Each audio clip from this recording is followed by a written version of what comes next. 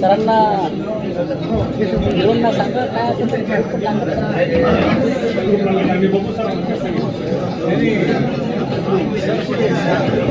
समोर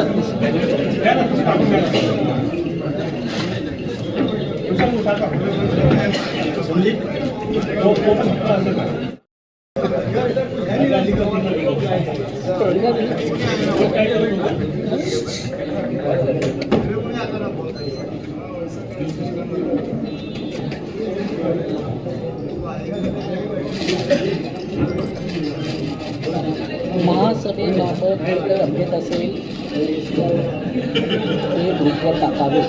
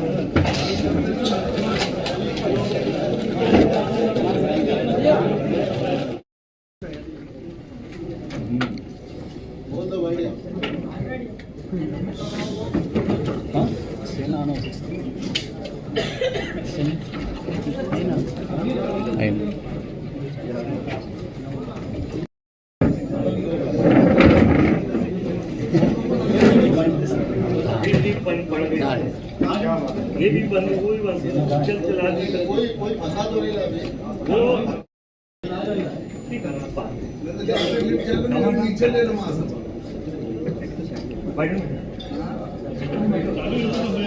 तुम्हारी चालू है सारी नहीं वो भी नहीं बोल रहा नहीं किसी की नहीं चालू है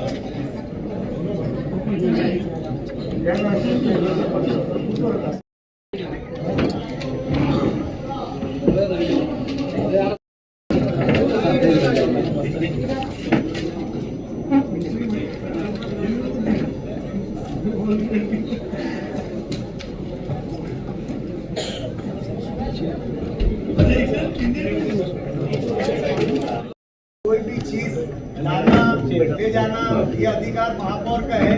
तो ये जो चीज आई अगर कोई पक्ष के तरफ से है या प्रशासन की तरफ से है अगर अभी राष्ट्रीय गीत के बाद दो अभी बड़ी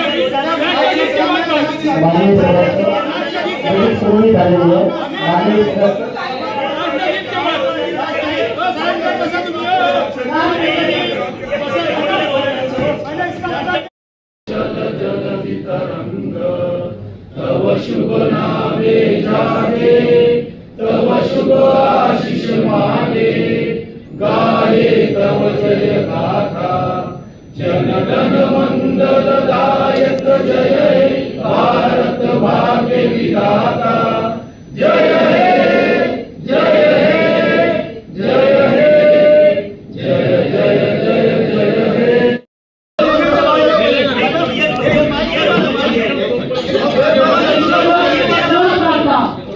माइक चालू करो ना सब माइक चालू करो माइक बंद है सर माइक बंद है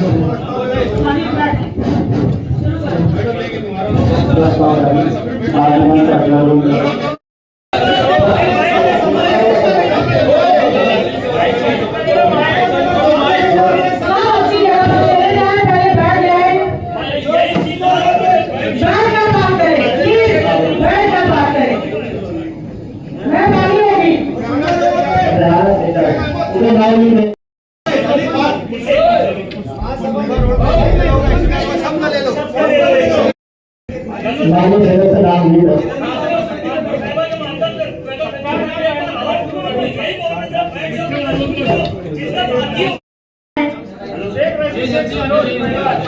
जो गिफ्ट मेरे लिए आया है वो मेरे ऑफिस तक पहुंच जाना चाहिए। अगर आपको देखो गिफ्ट दिया जा रहा है, कोई नहीं दे रहा है, तो आप अपने ऑफिस में वो गिफ्ट लगाइए, प्रशासन को रखवा दीजिए। आपको देना है वो आपके ऑफिस में लाकर दे देना है, ऑफिस के अंदर यहाँ उसको ओपन ना किया जाए, और ऑफिस में ओपन करके आप ऑफिस में ओपन किया जाए। मेरे ऑफिस तक पहुंच जाना चाहिए। यहाँ पर आगे कब दिया जाए? नहीं ऐसा बीच में यहाँ हो गया ना,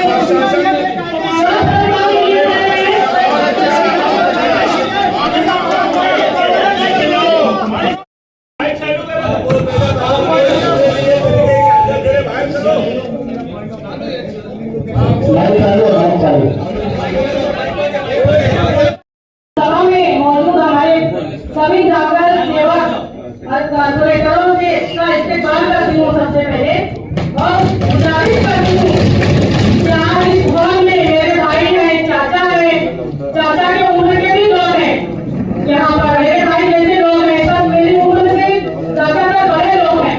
मैं चाहती हूँ कि आप सभी हमें काबू करें, क्योंकि मेयर और डिप्टी मेयर दोनों ही गवर्निंग है। इसलिए हम एरिया के साथ हमारे साथ रहे, शहर के हाथ में अच्छे दर्जे लेने गए, साथ हमारे साथ हमारा साथ दे। शुक्रिया।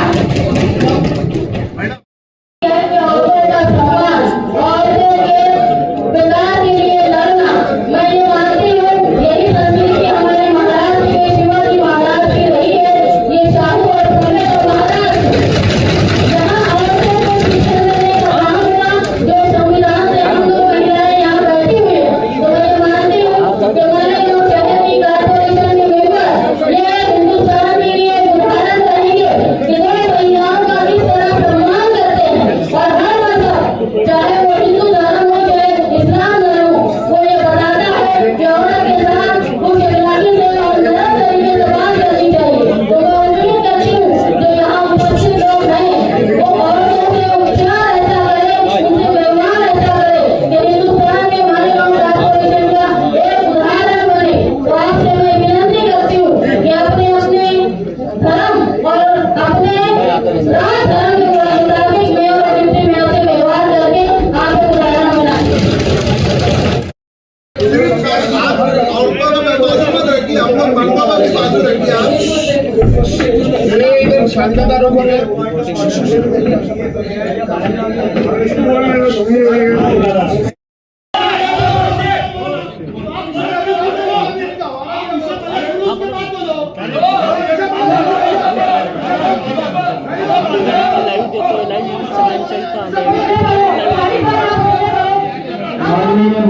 माननीय महापौर आयुक्त महोदय तसेच सर्व राजनीतिक सदस्यांची व उपस्थित सर्व अधिकारी यांची मी नगरसेवक या नात्याने आपले मालेगाव महानगरपालिकेचे पहिले महासभेमध्ये स्वागत करतो.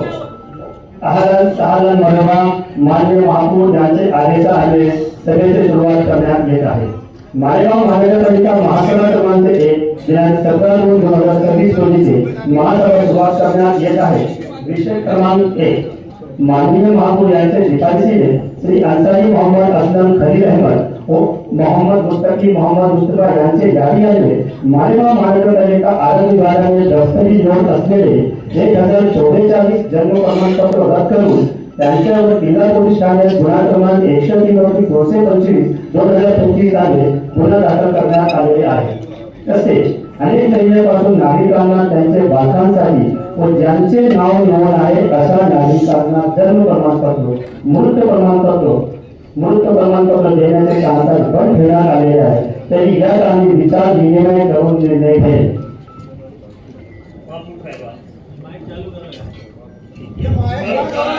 माइक चालू तो चेक करो. मैं बोलता हूँ अगर माइक बंद होगा तो इसको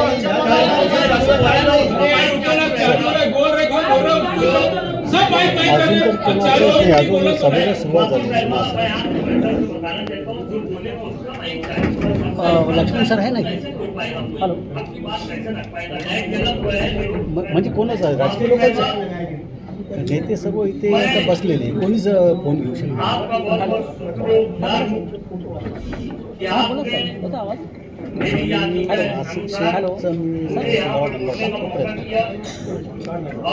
मी लाईव्ह कट करू का मग इस्लाम पार्टी प्रमुख और जो भी विषय है जितना भी विषय है उसका समाधान होना चाहिए. ये जो विषय आया है ये 10/6/2025 में जिला पुलिस स्टेशन में FIR हुई है उसके संबंधित ये विषय है. मैं ये विषय के ताल्लुक से कानूनी कहीं अड़चन आए कहीं अड़चन आए ऐसी कोई बात मैं करना नहीं चाहता हूँ.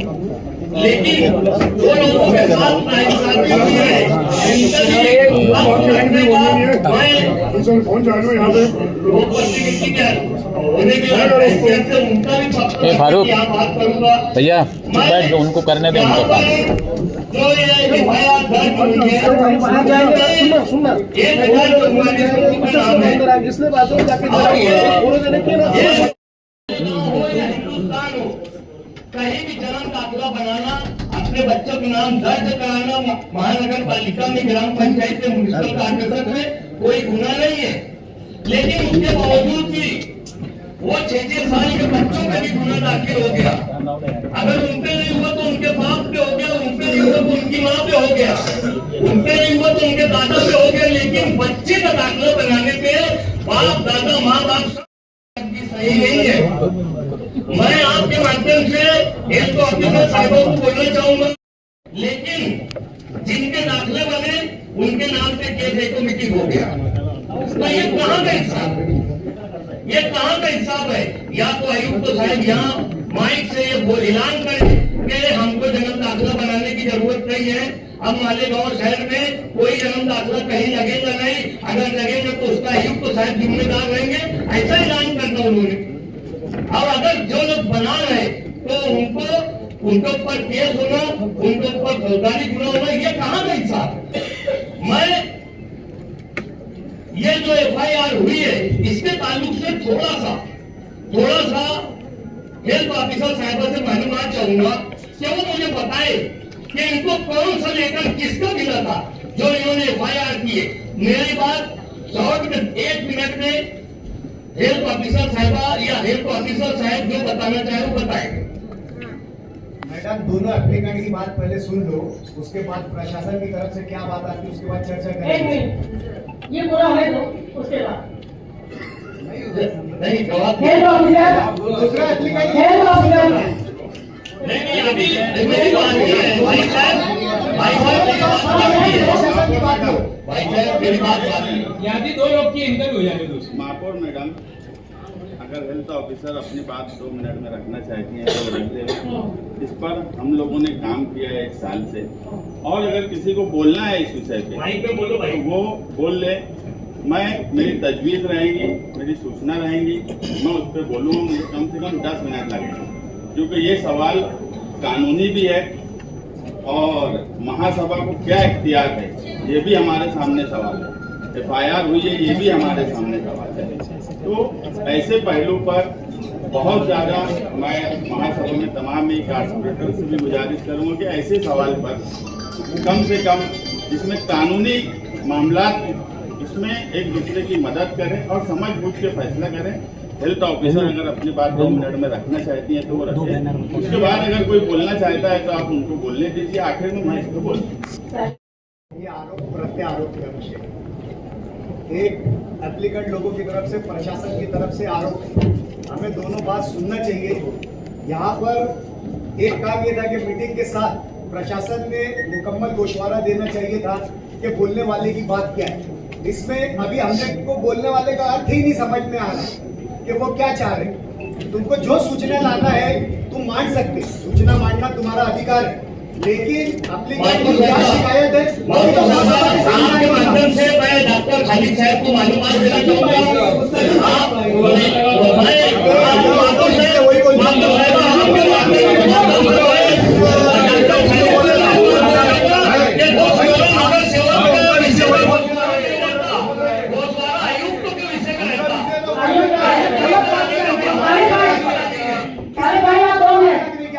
मैंने आपकी बात सुनी ना। मैडम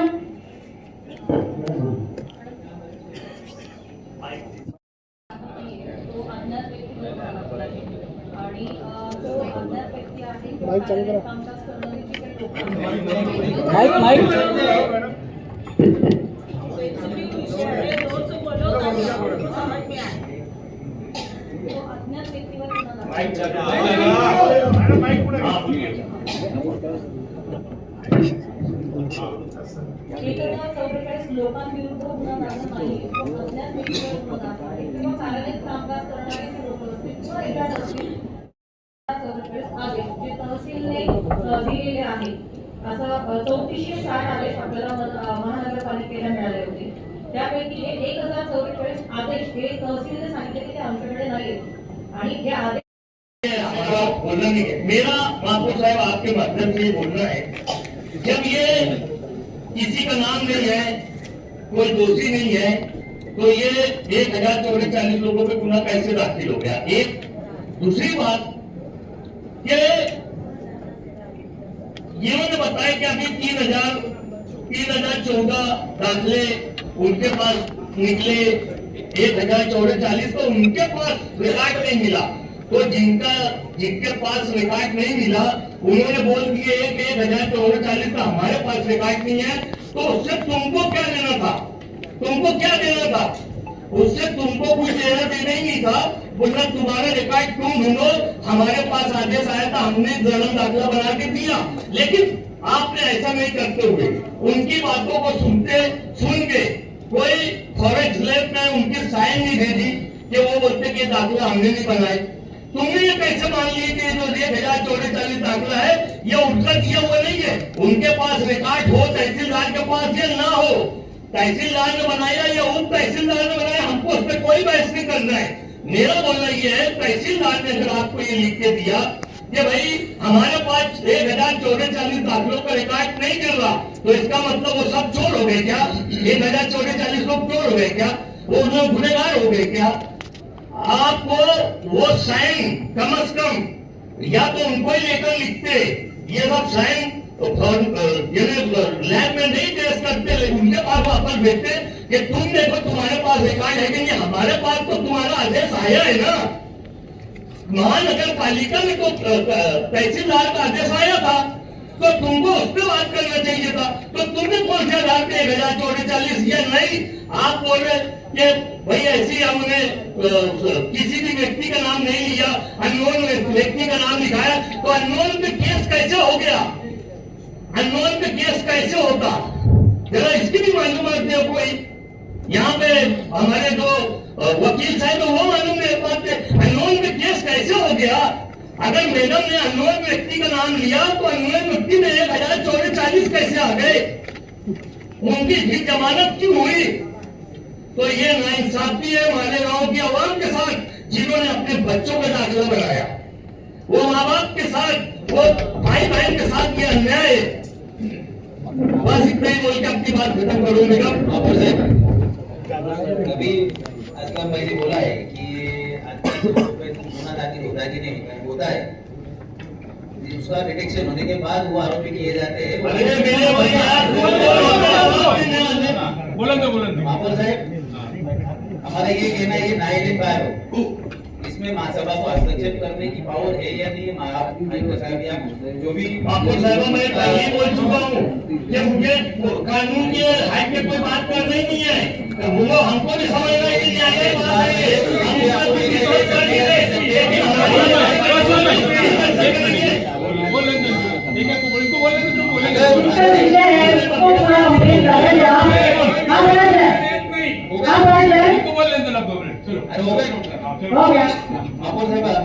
मुझे ये पूछना है कि अगर ये न्यायालयीन बात है, इसका निर्णय महासभा ले सकती है या नहीं ले सकती? नहीं ले सकती। इसका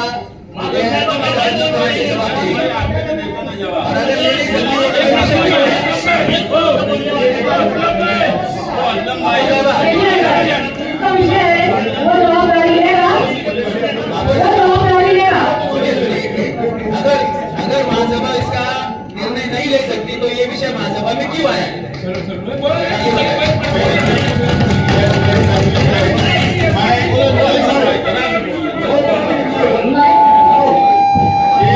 महासभा का इख्तियार कायदे से है कि नहीं है, मैं इस पे जवाब दूंगा।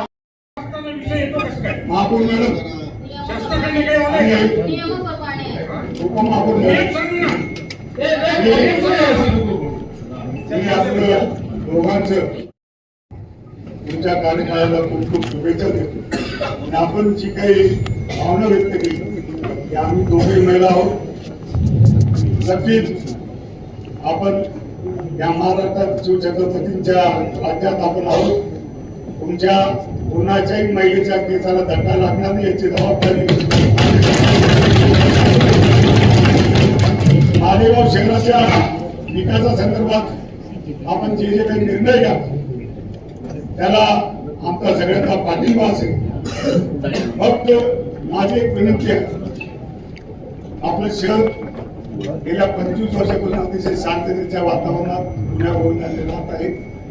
असंच वातावरण याही पुढे या शहरात असू दे आणि आपल्या शहराच्या ज्या काही समस्या आहेत त्या अनेक प्रकारच्या या ठिकाणी बरेच नगरसेवक या ठिकाणी जुने नगरसेवक देखील आहेत. तर आपण प्राधान्यानं या शहराच्या समस्या सोडण्याकरता विषय आणावेत अशी या ठिकाणी भावना व्यक्त करतो. आणि पुनश्च पहिल्यांदा या सभागृहामध्ये महापौर आणि उपमहापौर या महिला आहेत, त्यांचा आदर राखला जाईल हे मी तुम्हाला या ठिकाणी आश्वस्त करतो. धन्यवाद. उसके बारे में, लोगों के बारे में हमारे को यहाँ बोलने का अधिकार है. न्यायालय का बाप है, आज चार्जशीट दाखिल नहीं हुई, 1044 लोग की, इसके लिए हम यहाँ बोल सकते हैं. जब न्यायालय का बाप जब रहेगा कि चार्जशीट चले जाएगा. नया सवाल, अगर कोई ये समझता होगा, कोई ये समझता होगा कि भाई ये हाउस के अंदर कि भाई एक ही समाज के लोगों के ऊपर अन्याय हुआ, ऐसा कुछ नहीं है. हम सब समाज के लोगों का यहाँ पर बात मानने के लिए खड़े हुए. मैं एक छोटी सी उदाहरण देकर मेरी बात खत्म करूंगा कि हमारे तत्कालीन नगर अध्यक्ष दीपक श्रीराम भोसले, इनका भी जन्म दाखिला रद्द किया गया. तो मैं पूछता हूँ ये सभागृह के जिम्मेदार जो ये सवाल कर रहे हैं कि भाई यहाँ का वो रहने वाला नहीं है, क्या वो रोहिंग्या है, कि पाकिस्तानी है, क्या कहाँ रहने वाला है? ये सब के लिए ये बात किसी को बोलकर और अपनी बात प्रेस में लाने का ये बात किसी की होना नहीं चाहिए. सब प्रतिनिधि है, लोग प्रतिनिधि है शहर के लोगों को, सबका अपना बात रखने का. आप भी अपनी बात रखो, लोगों के हित में रखो बात. 1044 दाखिले के बारे में अभी तो मुस्तकीम भाई जैसे बोलेंगे ही बोलेंगे. फिर ऐसे है कि ये तो जैसे जिन लोगों का बच्चों का दाखिला बना उन्हीं के लोगों पर क्या ना इन्होंने बोल दिए एकदम साफ तरीके से कि अन्य व्यक्ति लोगों के ऊपर गुना दाखिल हुआ. मैडम आपने ऐसे ही बोले ना, अन्य व्यक्ति कौन, इसका स्पष्टीकरण करेंगे क्या आप? हम लोगों पे गुना दाखिल हुआ है क्या सभागृह के ऊपर? आप लोगों ने अन्याय किया है बॉडी नहीं रहने के बाद, और हम लोग ये भी है कानूनी बाप अभी मुस्तकीम भाई के रखने के बाद ये 1,044 लोगों का गुना जो तुमने दाखिल किया कारपोरेशन की तरफ से, तुमने अन्याय किया लोगों के ऊपर, तुमको ये गुना वापस लेना पड़ेगा। हर हाल में हम लोग जो बोलेंगे वो करना पड़ेगा। उसके बारे में, लोगों के बारे में हमारे को यहाँ बोलने का अधिकार है। न्यायालय का बाप है, आज चार्जशीट दाखिल नहीं हुई 1,044 लोग की, इसके लिए हम यहाँ बोल सकते हैं। जब न्यायालय का बाप जब रहेगा कि चार्जशीट चले जाएंगे। नया सवाल, अगर कोई ये समझता होगा कि भाई हाउस के अंदर कि भाई एक ही समाज के लोगों के ऊपर अन्याय हुआ, ऐसा कुछ नहीं है। हम सब समाज के लोगों का यहाँ पर बात मानने के लिए खड़े हुए। मैं एक छोटी सी उदाहरण देकर मेरी बात खत्म करूंगा कि हमारे तत्कालीन नगर अध्यक्ष दीपक श्रीराम भोसले, इनका भी जन्म दाखिला रद्द किया गया।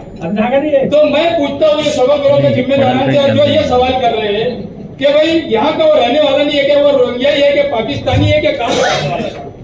ये सब के लिए ये बात किसी को बोलकर और अपनी बात प्रेस में लाने का ये बात किसी की होना नहीं चाहिए। यहाँ पर सब प्रतिनिधि है, लोग प्रतिनिधि है, शहर के लोगों को सबका अपना बात रखने का, आप भी अपनी बात रखो, लोगों के हित में रखो बात। 1,044 दाखिले के बारे में अभी तो मुस्तकिम भाई जैसे बोलेंगे ही बोलेंगे। पहला ऐसे है कि ये तो जैसे जिन लोगों का बच्चों का दाखिला बना उन्हीं के लोगों पर क्या ना इन्होंने बोल दिए एकदम साफ तरीके से कि अन्य व्यक्ति लोगों के ऊपर गुना दाखिल हुआ। मैडम आपने ऐसे ही बोले ना, अन्य व्यक्ति कौन, इसका स्पष्टीकरण करेंगे क्या आप? हम लोगों पर गुना दाखिल हुआ है क्या सभागृह के ऊपर? आप लोगों ने अन्याय किया है बॉडी नहीं रहने के बाद, और हम लोग ये भी है कानूनी बाप अभी मुस्तकिम भाई के रखने के बाद ये 1,044 लोगों का गुना जो तुमने दाखिल किया कारपोरेशन की तरफ से, तुमने अन्याय किया लोगों के ऊपर, तुमको ये गुना वापस लेना पड़ेगा। हर हाल में हम लोग जो बोलेंगे वो करना पड़ेगा। या शहरात ज्या व्यक्तीचा जन्म झाला त्याला दाखला मिळाला पाहिजे, तो त्याचा अधिकार, याच्यात कोणाचंही दुमत असल्याचं काही कारण नाही। जो या पैदा हुआ है उसको जन्म दाखला मिला, लेकिन 2044 जो मैडम के कहने पर मैंने जो सुना, उसकी जो एफिडेविट किया गया, मेरी जो मालूमात है वो एफिडेविट ही गलत था। मैंने वो तहसीलदार ने किया ही नहीं, वो बीच में कोई एजेंट ने पैसे लेकर तहसीलदार का सही सिक्का यूज करके दिया, ऐसे मेरी मालूमात है। मेडिकल ऑफिसर आप अपने जवाब में बताएंगे। और दूसरा 3,460 उसमें 1,054 दिया। मेरे शहर के आवाम को मेरा कहना है, जिसको जरूरत त्याच्यात लहान मुलं किती, वयोवृद्ध किती याचा खुलासा करावा आणि विविध नमुन्यामध्ये जे शासनाने नियम दिलेले त्या कागदपत्रांची पूर्तता करावी। त्यांनी तहसीलदारकडे आणि आयुक्त महोदयांकडे अर्ज करावा। आपल्याला त्या कामी सभागृह त्यांना सगळ्यांना साथ देईल आणि कायदेशीर त्यांना तो दाखला मिळावा। बहुत गंभीर सवाल है। इसमें मालेगांव शहरियान जनवरी 2021 से मुसलसल परेशान है। कई लोग जेल में, कई लोग हाईकोर्ट में। हमने मालेगांव शहर में minority defence committee Asif Shaikh साहब और हमने बनाई, और उस वक्त से हम कानूनी तौर पर उनकी मदद कर रहे हैं। ये बात जो यहाँ बोली जा रही है ये न्यायालय का विषय है। जो न्यायालय का काम है वो हम न्यायालय में कर रहे हैं। जो महासभा का पावर है वो हम महासभा में अपनी बात करेंगे। यहाँ पर सवाल FIR का हो जाना नहीं है। हम कोई FIR वॉइस करने का सवाल नहीं लाए।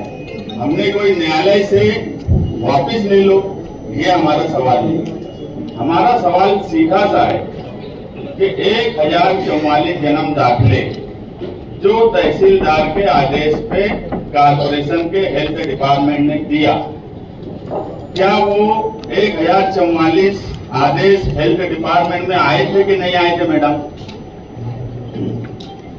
हेल्थ ऑफिसर का भी ये मानना है कि 1,044 दाखिले महानगर पालिका के हेल्थ डिपार्टमेंट में आए।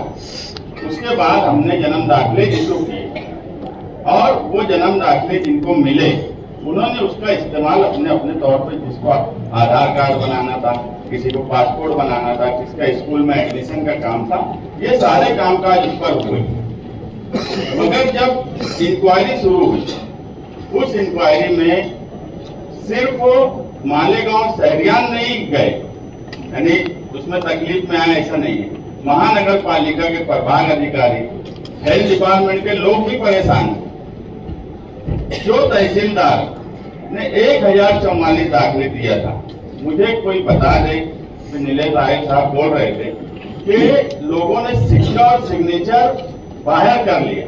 तो ये हेल्थ ऑफिसर साहब बोलते हैं कि हमने बगैर नाम की FIR की। ठीक है, मेरे घर चोरी होंगी तो मैं कोई चोर का नाम बोल के FIR नहीं करूंगा, मैं बोलूंगा मेरे घर ऐसी ऐसी चोरी हुई। चौकसी में पुलिस अब किसका नाम लेती है, ये सवाल था। सही बात ये थी कि ये FIR होना ही नहीं चाहिए थी, और कारपोरेशन के हेल्थ ऑफिसर की तरफ से तो कतई नहीं होना चाहिए, क्योंकि उनके पास 1044 आदेश आए थे, और 1044 आदेश पर अरीजेदार या कोई एजेंट साइन कर सकता है या सिक्के लगा सकता है, ऐसा मुमकिन ही नहीं है।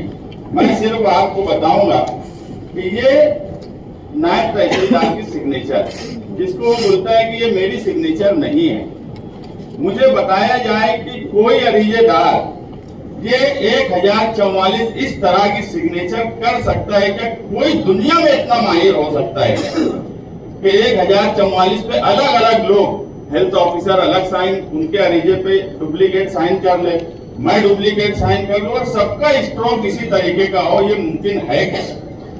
ये पहली नजर में ही ये समझ में आता है कि ये साइन तहसीलदार की ही है, और इस साइन को जिसपे 2416 दाखिले हमने दिए हैं, जिसको माना जा रहा है कि आदेश आया है, यही वो भी साइन है तहसीलदार की, नायब तहसीलदार की। मुझे बताइए कि इसमें कौन से स्ट्रोक में फर्क है?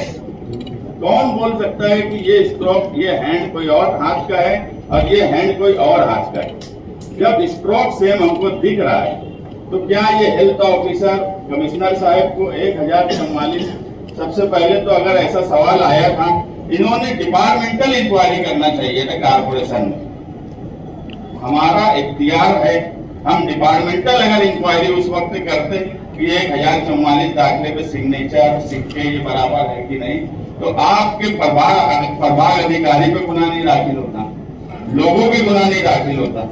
गुना दाखिल हुआ है अभी तक 1083 लोगों पे, 1083, जिसमें 700 महिलाएं। आप दोनों महिला है यहाँ पर, आप लोगों के सामने ये सोचने का सवाल है कि 700 महिलाओं पर गुना दाखिल हुआ है जिसमें उनकी कोई गलती नहीं है, जिसमें उनका कोई गुनाह नहीं है, उसके बावजूद उन पर गुनाह दाखिल हुआ है। अब एक चीज हो गई है, हमको उसका समाधान निकालना है, हमको किसी भी तरीके से उसको कानूनी तौर पर उसका रास्ता निकालना है। हमारी इस मामले में ना शासन से कोई लड़ाई है, न प्रशासन से कोई लड़ाई है, न सरकार से हम लड़ना चाहते हैं। हम सिर्फ इंसाफ के लिए 1044 लोगों के साथ अगर नाइंसाफी हुई है, उसमें सिर्फ मुसलमान है ऐसा नहीं है, दूसरे मजाहिब के लोग भी उस 1044 में है जिन पर गुना दाखिल हुआ है। वो भी आसिफ शेख साहब और हमारे पास वो लोग भी आ रहे हैं, हम उनकी भी मदद कर रहे हैं। बोलने का मतलब ये है कि अगर प्रथम देखने पे ही ये लगता है कि ये साइन तहसीलदार की है, तो मेरी तजवीज ये है कि ऑथोराइज्ड हैंड राइटिंग एक्सपर्ट के पास 1044 जो दाखिले आदेश दिए गए हैं, वो आदेश ऑथोराइज्ड हैंड राइटिंग एक्सपर्ट के पास भेजा जाए और वो सिग्नेचर वेरीफाई होकर आ जाए। उसके बाद कानूनी तौर पर हमको पूरे शहर के लिए माइनॉरिटी डिफेंस कमेटी को कानूनी तौर पे न्यायालय में क्या करना है वो हम करेंगे, मगर इसको हैंड राइटिंग एक्सपर्ट के पास आप भेजिए और ऑथोराइज्ड हैंड राइटिंग एक्सपर्ट के पास भेजिए, उसकी फीस महानगर पालिका अदा करे और वहां से हैंड राइटिंग एक्सपर्ट की रिपोर्ट आ जाएगी, दूध का दूध और पानी का पानी हो जाएगा। एक ही आरोपी इसमें हो सकता है, वो सिर्फ और सिर्फ नायब तहसीलदार, और 1044 लोग आरोपी हो ही नहीं सकते और तहसीलदार को गुना दाखिल होना चाहिए। हैंड राइटिंग एक्सपर्ट की रिपोर्ट आ जाने दो और उसके बाद हम जो है न्यायालय में उसका इस्तेमाल कैसे करना है वो अल्लाह के करम से minority defence committee Asif Shaikh साहब और हमको अच्छी मालूमात है। हम अच्छे तरीके से उसको हैंडल कर सकते हैं। आप सिर्फ हमारी इतनी मदद करिए कि हैंड राइटिंग एक्सपर्ट से इसकी जांच करवा के हमको मंगा दीजिए।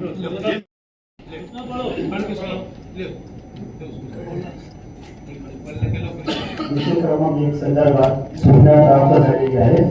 सूचक अन्सारी मोहम्मद असलम खलील अहमद, अनुमोदक मोहम्मद मुस्तकी मोहम्मद मुस्तफा। मालेगाव महानगरपालिका आरोग्य विभागाने दप्तरी नोंद असलेले 1044 जन्म प्रमाणपत्र रद्द केलेले असल्याने या सर्व 1044 जन्म प्रमाणपत्र नोंदणीसाठी मान्य तहसीलदार, सहाय्यक तहसीलदार मालेगाव यांच्याकडून प्राप्त आदेशावर असलेले स्वाक्षरी तसेच जन्म प्रमाणपत्र रद्द करण्यापूर्वी प्राप्त मान्य तहसीलदार, सहाय्यक तहसीलदार यांचे आदेशावर स्वाक्षऱ्या हे 2 सह्यांचे नमुने मान्य शासनात अधिकृत हाफ सेक्टर तज्ञ हँडरायटिंग एक्सपर्ट यांच्याकडून त्वरित पाठविण्यात यावं। तसेच जन्म नोंद असलेल्या नागरिकांच्या बालकांना नाव नोंदणीसाठीची थांबलेली प्रक्रिया पुन्हा सुरू व्हावी म्हणून मनपा प्रशासनाने त्वरित कारवाई करून तसा अहवाल मान्य महापौर कार्यालयात कळविण्यात यावा।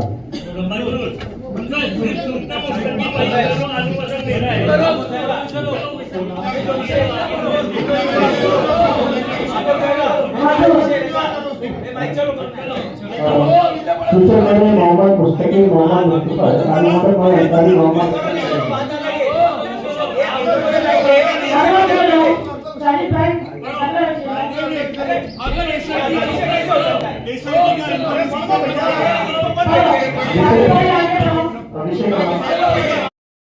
मान्य महापौर यांचे स्वीकारले गेले मोहम्मद मुस्तकी मोहम्मद मुस्तफा उसरी अन्सारी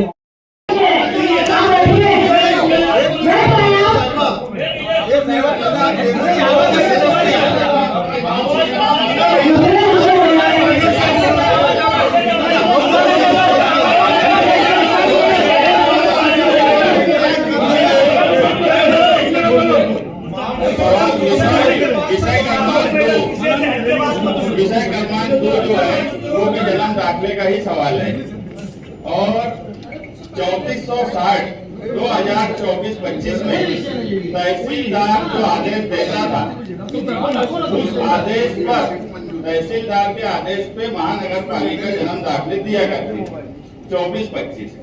जनवरी में कुछ लोगों ने मालेगांव शहर पर झूठा इल्जाम लगाया कि यहाँ पे बांग्लादेशी और रोहिंग्या रहते हैं। वो इल्जाम बिल्कुल बेबुनियाद था। उस पर सरकार ने इंक्वायरी करवाई, लेकिन हमारी मालूमात में ऐसा कोई रोहिंग्या बांग्लादेशी 3460 में नहीं मिला और 3460 जन्म दाखिले को रद्द करने की बात सिर्फ इसलिए की गई कि नायब तहसीलदार ने वो जन्म दाखिले आदेश इशू किए। नायब तहसीलदार को न मैंने, न आपने, न किसी अरीजादार ने उसको पावर नहीं दिए थे कि वो आदेश दे। ये पावर देने का काम तहसीलदार ने किया था। एक आम नागरिक को ये नहीं मालूम होता कि वो प्रोसेस करता है कि उसको ये यानी हेल्थ डिपार्टमेंट में आना है, वहां से प्रांत ऑफिस जाना है, उसको इतना ही पता है। उसने अपने सारे पेपर दिए और सारे पेपर उसमें दुरुस्त थे। किसी में 19-20 का प्रॉब्लम हो सकता कि पेपर में 19-20 का मसला हो सकता, मगर सिर्फ ये बोल के जन्म दाखिले को रद्द कर देना कि नायब तहसीलदार को ये पावर नहीं था, इसलिए जन्म दाखिले रद्द कर दिए गए। अभी एजाज भाई जैसे दीपक भोसले की बात बोले, दीपक भोसले 1988 में इस शहर का नगर अध्यक्ष, जैसे आप महापौर मैडम पहली शहरी हैं, वैसे ही नगर अध्यक्ष भी पहला शहरी होता है मालेगांव शहर का। तो क्या एक मराठा भोसले महाराष्ट्र में, शिवाजी महाराज के महाराष्ट्र में एक दीपक भोसले जो मालेगांव म्युनिसिपैलिटी का पहला नागरिक रहा हो, क्या वो उसका जन्म दाखिला रद्द कर दिया गया? क्या वो बांग्लादेशी हो सकता है? क्या वो रोहिंग्या हो सकता है? क्या वो पाकिस्तानी हो सकता है? या क्या ऐसा आदमी जो एजुकेटेड है, उनकी बीवी वकील है, क्या ऐसा आदमी वो डिप्टी महापौर यहाँ रह चुकी है, क्या ऐसा आदमी कागज पत्र भुगत दाखिल कर सकता है? क्या ऐसे कई उदाहरण इन पेपर्स में हमारे पास है। हमने 3460 जन्म दाखिले माइनॉरिटी डिफेंस कमेटी ने अपनी अपने ऑफिस में, कुछ लोगों ने आसिफ शेख साहब के पास, कुछ लोगों ने हमारे पास, वो सारे पेपर से लाकर दिए। उसमें हमको कहीं से ऐसा नहीं लगता कि वो फॉर्जरी या कोई गलत तरीके से पेपर सबमिट किए हैं। अगर उन्होंने अपने पेपर से दिए हैं तहसील ऑफिस में और वो पेपर आज भी तहसील ऑफिस में है, हो सकता है हेल्थ डिपार्टमेंट में भी आए हो, मुझे उसका इल्म नहीं है, वो हेल्थ ऑफिसर हमारे बताएंगे, मगर तहसील ऑफिस में वो सारे 3460 लोगों के पेपर्स मौजूद हैं। उसमें 315 बच्चे हैं जिनके स्कूल में एडमिशन का सवाल है। कुछ लोगों ने एडमिशन ले लिया है, सीनियर केजी और जूनियर केजी, सीनियर केजी से जूनियर केजी में आ गए। कुछ लोग इस साल फर्स्ट क्लास में जाने वाले हैं। हमने जूनियर केजी और सीनियर केजी में तो स्कूलों में हमने ये बात की कि अभी जन्म दाखिले अगर रद्द हुए तो हम आपको फर्स्ट क्लास में जाने से पहले वो जन्म दाखिले हम स्कूल में उन बच्चों को कोशिश करेंगे बनाकर देंगे। मगर अब वो अप्रैल से पहली क्लास में जब जाएंगे तो कायदे से उनको जन्म दाखिला नहीं दिया गया तो उन बच्चों का एडमिशन रद्द कर दिया जाए। उनकी पूरी जिंदगी जो हिंदुस्तान में पैदा हुए, जो मालेगांव शहर में पैदा हुए, जिनके पास टोटल प्रूफ है, उनकी पूरी जिंदगी एजुकेशन उनका खराब होगा, इसका जिम्मेदार कौन होगा? हेल्थ डिपार्टमेंट होगा, तहसीलदार होगा। तो ऐसे वक्त में अगर 315 बच्चे जो एडमिशन की लटकती तलवार है, ये हॉल में बैठे हुए 84 कारपोरेटर और प्रशासन, इन्होंने ईमानदारी से ये बात बोलना कि क्या उन बच्चों का, अगर इस विषय पे पूरा हॉल साथ में नहीं है तो क्या उन बच्चों का एडमिशन रद्द कर दिया जाए, वो एजुकेशन से महरूम हो जाए, क्या उनका किया जाए? ये एक अहम सवाल है। उसके बाद कई लोगों ने अलग अलग आधार पे अपने दूसरा कामकाज पे इस्तेमाल किया, तो क्या उनको जन्म दाखिला दोबारा नहीं मिलना चाहिए? क्या अगर उनके पेपर्स पे कोई क्यूरी बताई जाती या उनके पेपर गलत बताकर रद्द कर दिए जाते तो हम उसको सही पेपर की मदद करते, मगर सिर्फ नायब तहसीलदार के आदेश पे रद्द करना ये अन्याय है, ये न्याय नहीं है। मैं इस मामले में महापौर साहिबा से गुजारिश करूंगा कि आपकी अध्यक्षता में आप 7 लोगों की एक कमेटी बनाइए, उसमें हेल्थ ऑफिसर को लीजिए और इस मामले में 1 महीने के अंदर वो कमेटी तहसीलदार से और जिनसे भी कानूनी तौर पर, विधि डिपार्टमेंट अपना महानगर पालिका का है, आयुक्त साहब है, कानूनी तौर पर उनको जन्म दाखिला किस तरीके से वापस दिया जा सकता है। अगर ऐसा लगता है कि दीपक भोसले का पेपर हम देखें और हमको ये लगता है कि दीपक भोसले साहब ने कोई पेपर में कोई कमी रखी है, उनको मौका दे दो वो पेपर वापस देने का, मगर जन्म दाखिला ही सिरे से रद्द कर देना ये इंसाफ नहीं हो सकता। इसलिए 3460 मालेगांव शहरियान पर, जिसमें प्रभाग 1 के भी जो नदी के उस पार का हिस्सा है, जहाँ हिंदू भाई बहनें हमारी बड़ी तादाद में रहती है, उनका भी बहुत बड़ा हिस्सा इसमें है। अगर कोई ये बोले कि न्यायालय में है, ये ऐसा है, तो उसको कानूनी समझ ही नहीं है, मैं ऐसा मानता हूँ।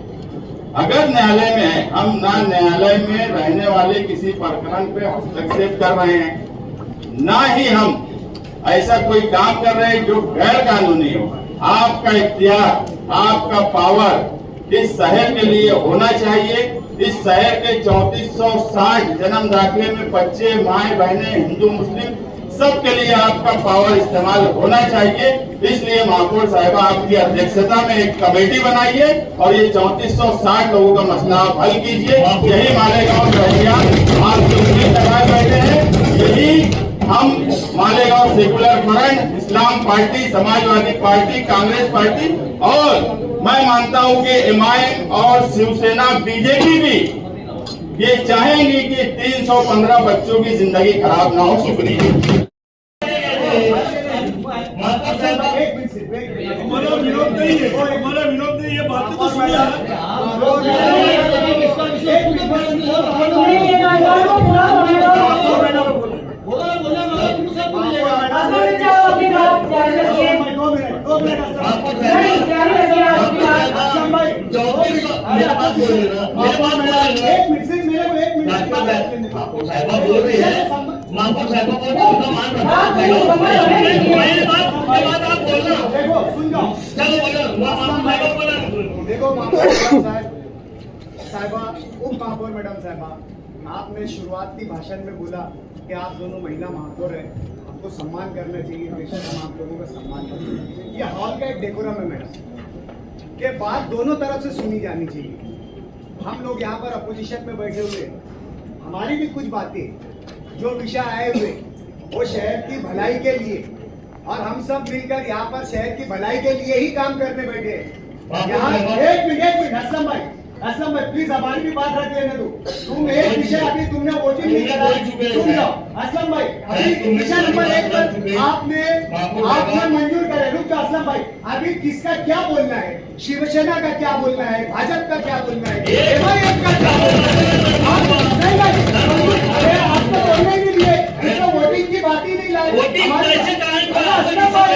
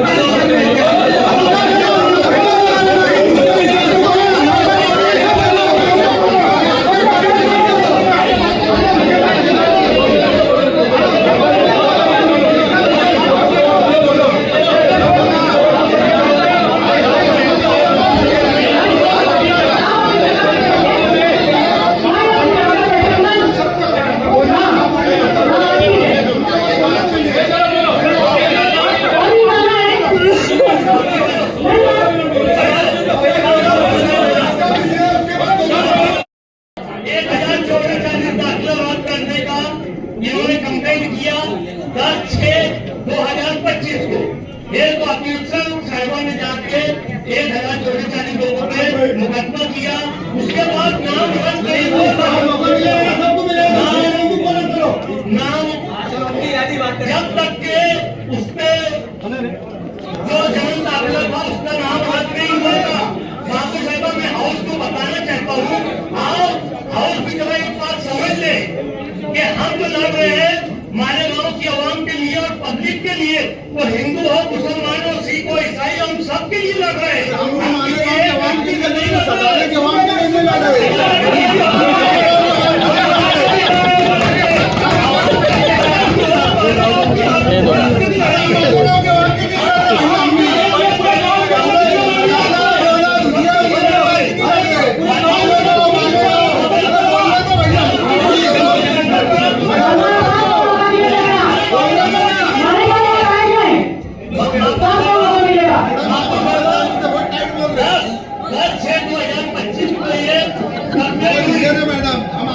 नहीं यार, तुम्ही भी वैसे नहीं बोलना पड़ा। मैं पहले बोलूं क्या बोलेगा? मापुर साहब, मैं आपके माध्यम से या हाउस को और अधिकारियों को और हमारे नगर सेवक जो नए चुन के आए, जो पुराने चुन के आए, उनको एक मालूमात देना चाहता हूँ आपके माध्यम से। दरअसल ये अपने होती है 6 महीने में गवर्नमेंट का एक जीआर आता है, 16 दिसंबर को। मैं मापुर साहब के माध्यम से आयुक्त साहब और हेल्थ ऑफिसर साहब को ये मालूमात देना चाहता हूँ और उनसे पूछना चाहता हूँ।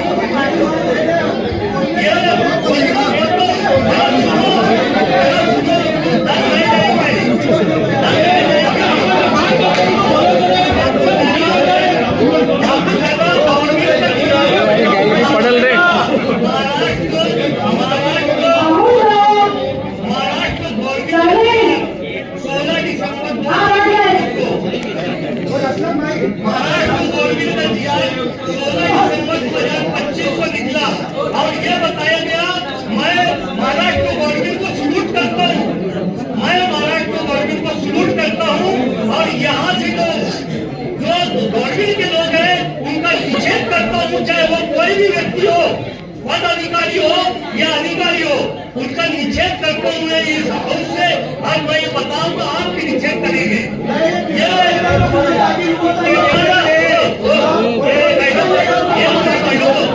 16 दिसंबर का जीआर है कि जितने दाखिले रद्द हुए उनको 3 महीने के अंदर वापस से बनाएंगे।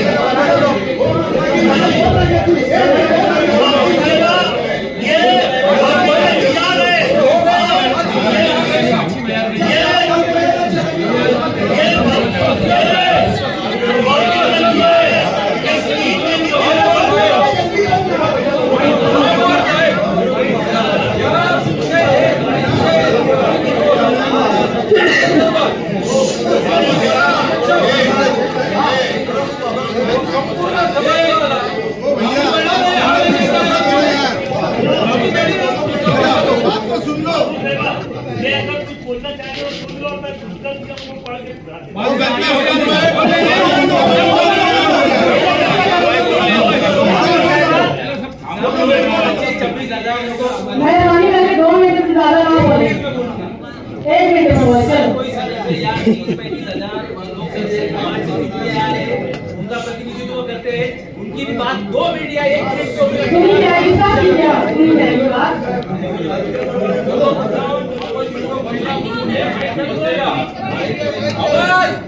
आवाज असा येईल माझा, फक्त तुम्ही सगळे शांत राहा. आपण 2 महिला म्हणून या ठिकाणी बसलेल्या आहात. सर्वप्रथम आम्ही सर्व शिवसेनेच्या वतीने आपलं हार्दिक अभिनंदन करतो. या ठिकाणी महिलांच्या वतीने आपण या ठिकाणी बसलेले आहात. या सभागृहाचं एक डेकोरम आहे आणि हे पहिल्या दिवसापासून आपण हे पथ्य पाहायला आहोत. तुमच्याकडे बहुमत आहे म्हणून तुम्ही आमचा आवाज बंद नाही करू शकत. आमच्यानंतर आम्ही जे बोलतो त्यानंतर तुम्ही ठरवा की आम्ही तुमच्या सोबत आहे की नाही आहोत. हे विषय हा गावाचा विषय आहे आणि म्हणून या गावाच्या विषयाच्या संदर्भात सगळ्या सदस्यांचं मत आपण या ठिकाणी गृहीत धरायला पाहिजे, ऐकायला पाहिजे. मला अपेक्षा होती मुस्तकीम भाई आपण बोलले, आपण सगळ्यात शेवट करणार होता त्या विषयाचा, पण त्या अगोदर आमचं काय म्हणणं आहे ते आपण पहिले समजून घ्यायला पाहिजे. आपल्याला शासनाच्या विरोधात किंवा प्रशासनाच्या विरोधात जायचं नाही, मग तो न्यायालयाने जो निकाल राखून ठेवलेला आहे, न्यायालयीन ही जी प्रक्रिया आहे यामध्ये जात असताना मालेगाव महापालिकेचं कुठेही त्याचं सुंदर तोंड पडायला नको, महापालिकेची बेइज्जत व्हायला नको, याचं भान आपण हे पहिल्या दिवसापासून ठेवलं पाहिजे. आणि म्हणून याच्यावर सर्व चौबाजूने आपल्याला त्या ठिकाणी विचार करायचा आहे आणि या लोकांना न्याय देण्याचं काम करायचं आहे. हा विषय आमचा आम्ही पहिल्या दिवसापासून शिवसेना ही सरकार सोबत आहे, सरकारने जे निर्णय घेतलेले आहेत त्या सोबत आहे, पण त्याचबरोबर गावाच्या हिताने काय होईल यासोबतही आम्ही या ठिकाणी आहोत. तर आमचा विषय फक्त एवढाच आहे की विषय क्रमांक 1 आणि 2च्या संदर्भात की महापालिकेकडे, मला जर मी चुकत असेल तर मला दुरुस्त करा, महापालिकेकडे वर्षाच्या विलंबाने जर जन्ममृत्यूची नोंद होत नसेल तर ते अधिकार कलेक्टरला शासनाने दिले होते. कलेक्टरने त्यांचे समकक्ष जे अधिकारी आहेत खालचे तहसीलदारापर्यंत ते अधिकार त्यांनी वितरित केले होते. मालेगाव महापालिकेच्या दृष्टिकोनातून, मालेगाव शहराच्या दृष्टिकोनातून गोष्ट अशी झाली की त्याच्या तहसीलदाराने ते अधिकार त्यांच्या अखेरीस नायब तहसीलदाराकडे वर्ग केले. बरोबर. आता नायब तहसीलदाराकडे ते अधिकार वर्ग झाल्यानंतर नायब तहसीलदाराने जे दाखले वितरित केलेले आहेत त्या दाखल्याच्या संदर्भात प्रश्नचिन्ह निर्माण झालेलं आहे. आणि माझ्या माहितीप्रमाणे 12 मार्च 2025च्या अगोदर अशी कुठलीही एसओपी, कुठलीही कार्यपद्धती निश्चित केली नव्हती की दाखले कशा पद्धतीने वितरित करावे. ते तहसीलदाराची सनसनविवेक बुद्धी त्याने त्या ठिकाणी वापरावी आणि ते दाखले वितरित करावे असं त्या ठिकाणी अपेक्षित होतं. झालं असं की ते नायब तहसीलदाराकडे ते अर्ज गेल्यानंतर नायब तहसीलदाराने जे वितरित केले त्यामुळे ही सगळी दाखले संशयास्पद झाली आणि म्हणून 12 मार्च 2025ला शासनाने एक GR काढला आणि एक कार्यपद्धती निश्चित केली की कशा पद्धतीने हे दाखले परत वितरित करावे. मी परत एकदा याच्याने सांगतो जबाबदारीने की महाराष्ट्र शासनाने असं कुठेही सांगितलेले नाहीये की ही जी दाखले बंद झालेली आहे, की जी दाखले रद्द करण्यात आलेली आहे ती परत नव्याने देऊ नये असं कुठेही सांगितलेलं नाही. त्या संदर्भात पुन्हा पण शासन निर्णय 16 सप्टेंबर 2025ला मुस्तकीबाई जर चुकत असेल तर दुरुस्त करा. 16 सप्टेंबर 2025 साली एक तो GR काढलेला आहे आणि ह्या GR मध्ये ही जी दाखले रद्द झालेली आहे ती परत नव्याने देण्याच्या संदर्भातली ती एक गोष्ट आहे. पण त्याच्यात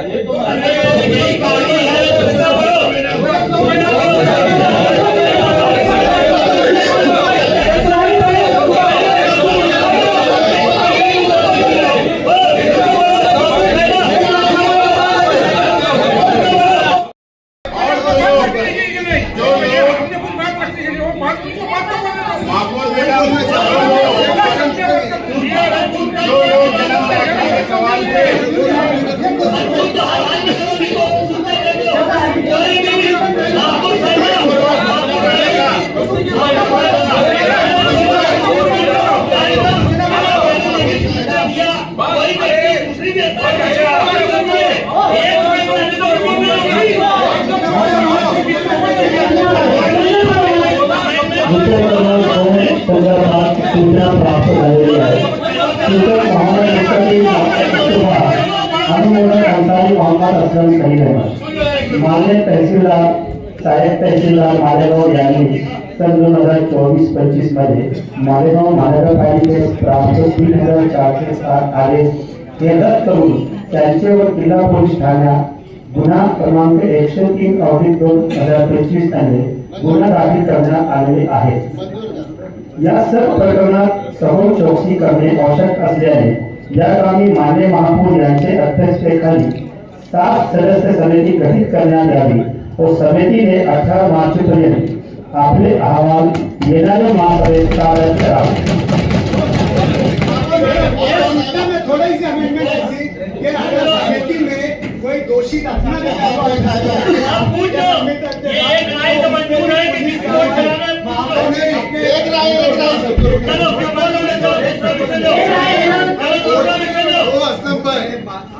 अरे यार तुम सीनियर हो गया ऐसे और चलाएंगे क्या? अरे पहले सूचना ही नहीं, सूचना के ऊपर बात होगी नहीं. अरे मैं तुमसे सीनियर नहीं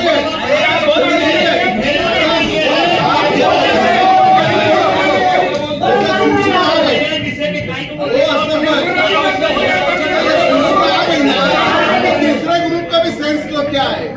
अभी आपने ये सूचना दिए, यह सूचना तो हम मंजूर कर रहे हैं, लेकिन इसके अंदर हमारा भी सेंस दो कि ये जो डिपार्टमेंट है अपना जन्म मृत्यु दाखले का, ये बहुत ज्यादा सेंसिटिव डिपार्टमेंट हो गया है और इसके अंदर जो पूरे मामला हुए ये कितना सेंसिटिव विषय ये समझ में आ रहा है.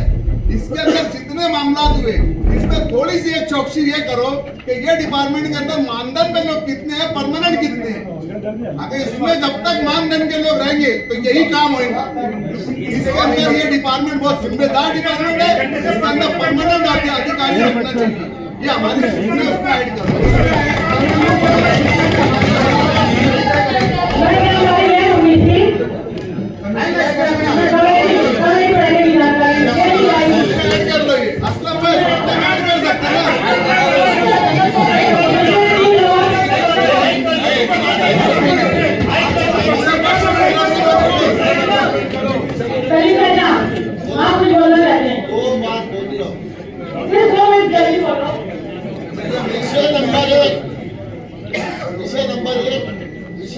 हो। ये जो जन्म दाखिले का जो विषय आया है, मैं सम्माननीय महापौर साहिबा की इजाजत से सम्माननीय कमिश्नर साहब से पूछना चाहता हूँ, इसके ऊपर इनका क्या निर्णय। 2 हॉस्पिटल की बुनियाद डाली गई, उसको नए तरीके से उसको उभारने का काम किया गया। अब यह हॉस्पिटल पूरा ज़ेरे तामीर हो चुका है या इसमें कुछ काम बाकी है, और वो काम बाकी है तो वो कब तक होने वाले हैं, कब तक हम हॉस्पिटल शुरू करने वाले हैं। और हॉस्पिटल अगर शुरू होता है तो जैसे कि पहले पुराने हॉस्पिटल सरकारी आप लोगों ने कारपोरेशन के माध्यम से चलाए थे, जिसमें सिर्फ सर्दी बुखार खांसी की दवाएं हमारे शहरियान को दी जाती थी। लेकिन ये हॉस्पिटल उभारने का मकसद ये है कि इसमें जदीद सहूलियत मालेगांव शहरियान को फराहम करना। इसमें सबसे पहले तो इसमें हमको 3D सोनोग्राफी भी उसमें होना चाहिए। दूसरा ये कि गायनिक सर्जन ये दोनों हॉस्पिटल में परमानेंट चाहिए। दूसरा एक बात यह है कि हमारे जो जो डिपार्टमेंट से जो हमारे संबंधित है, पहले तो सबसे पहले मैं उनसे मालूमात लेने के बाद मेरी पूरे हॉल की तरफ से, क्योंकि यह विषय इतना सेंसिटिव है और इतना हमने उसमें खर्च किया है, तो शहरियान को उस तरीके का लाभ हासिल होना चाहिए, ऐसा काम होना चाहिए। हमारे कमेटियों के मेरे सभी भाई, सभी बहनें और सभी पूरा हाउस मेरे साथ रहेगा, क्योंकि हमने देखा है, हमने शहरियान की तकलीफों को समझा है कि गरीब हमारी माँ बहनें वहाँ जाती है, बच्चों को सिर्फ सर्दी बुखार और खांसी की दवाई के अलावा कोई चीज आज तक हासिल नहीं हुई। और दूसरी बात यह भी है कि अगर हॉस्पिटल बन रहा है तो तमाम तर जदीद सहूलियात उसको फराहम होना चाहिए और स्टाफ हॉस्पिटल में भरपूर स्टाफ होना चाहिए। और उसकी पहले मालूमात दो, फिर हम लोग सवाल करेंगे कि क्या चाहिए क्या नहीं चाहिए।